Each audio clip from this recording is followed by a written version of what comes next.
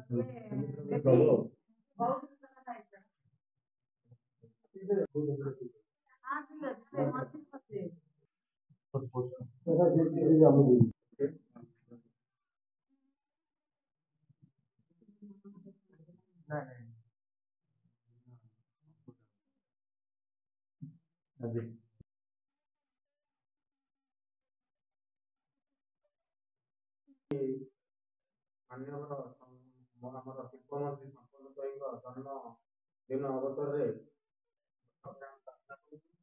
ଏବଂ ଏକ ସୁରରେ ସମସ୍ତଙ୍କର ହରି ବୋଲ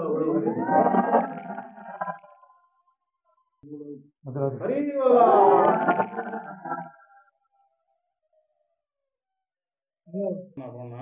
विभु रंजन दलाई। आज आमर मान्यवर मंत्री शिल्पमंत्री संपन्न स्वाईंकर जन्मदिन से अवसर रे आज माँ मानकर हनुमान मंदिर रे दीप जलना एवं बुद्धाश्रम रे फल बंटन आउ वृक्षरोपण करा जायछि।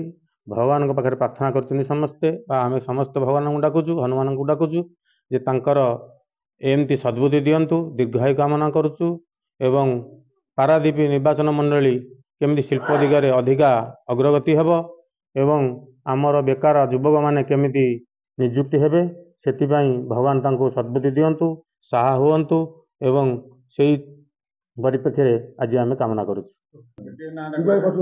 मु श्रीमती मंजुलता राउत प्रतिष्ठात्री रजनी देवी जरानिवास दुआड़िया। आज एक पवित्र दिन। आज मान्यवर शिल्पमंत्री संपत स्वाईंकर जन्मतिथि उपलक्षे आज आम जराश्रम हनुमान जी बजरंगबाली ग्राम्य परिवेश सुरक्षा मंच तरफ विभु रंजन दले एवं साथी माने आसी आम जराश्रम उपस्थित अच्छा दीर्घ जीवन कामना करी आज ये मिष्ठान आ फल इत्यादि बंटन करछन्ति। आज आमे भी निजको धन्य मन करुचु जे आज युवपीढ़ी पाश्चात्य सभ्यता को अनुकरण न करी पारंपरिक भाव में मंदिर रे दीपदान करने सहित जराश्रम अंतेवासी पाखे मिष्ठान आ फल बंटन करी मुहर हस फुटाई से हसरु धारटीए संपद स्वाईं चलापथ कुसुमित हो ए वृद्धावृद्धी तरफ समस्त मंगल कामना करुचु ଯେ ତାଙ୍କ ଚଲାପଥ ଆହୁରି ଆଗକୁ ଯାଉ ଏବଂ ସେ ଯୁବପିଢ଼ିମାନଙ୍କୁ ଏଇଭଳି ସଦ୍ମାର୍ଗରେ ଜଗତସିଂହପୁରରୁ ପରିଚାଳିତ କରନ୍ତୁ। ଦେବାଶିଷ ଏତିକି ପାଣିଙ୍କ ମୋର ରିପୋର୍ଟ, କାମନା। ନ୍ୟୁଜ ଉପାନ୍ତ ଖବର।